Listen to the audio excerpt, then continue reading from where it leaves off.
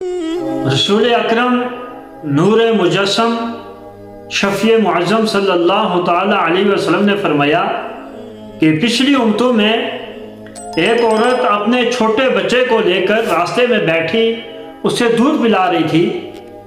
تو وہاں سے ایک امیر کبیر شخص گزرا، وہ گھوڑے پر سوار تھا، بڑی شان و شوکت تھی اس کی۔ تو وہ عورت جو ہے وہ ماں تھی، اس نے اللہ سے دعا کی کہ یا رب میرا جو یہ بچہ ہے چھوٹا، اس کو بھی اسی شخص جیسا بنا دے، اس کی بھی شان و شوکت ہو، اس کے پاس بھی مال ہو۔ وہ جو چھوٹا سا بچہ تھا دودھ پی رہا تھا، تو اس نے فوراً دودھ چھوڑ کر کہا کہ ہے میرے رب مجھے اس جیسا نہ بنانا۔ تو ماں خاموش ہو گئی، سوچنے لگی تو اتنی دیر میں کیا دیکھتی ہے کہ ایک بوڑھی عورت ہے، لوگ اس کو مار رہے ہیں، پتھر مار رہے ہیں، اس کو گھسیٹ کر لے جا رہے ہیں۔ اور پھر فوراً اس کے ذہن میں یہ خیال آیا کہ ہے رب میرے بیٹے کو اس عورت جیسا نہ بنانا، جیسے لوگ اس کو گھسیٹ رہے ہیں، مار رہے ہیں، اس کو ذلیل کر رہے ہیں۔ تو وہ جو دودھ پیتا بچہ تھا وہ فوراً بولا کہ ہے میرے رب مجھے اس جیسا ہی بنانا۔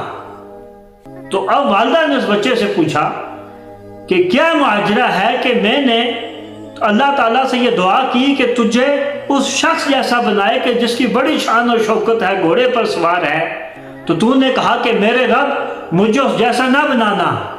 اور پھر میں نے دعا کی کہ اس عورت جیسا نہ بنانا کہ جس کو لوگ مار رہے ہیں، بچے اس کو پتھر مار رہے ہیں اور اسے ذلیل کر رہے ہیں، اور نے کہا کہ میرے رب مجھے اس عورت جیسا بنانا۔ تو بیٹے نے کہا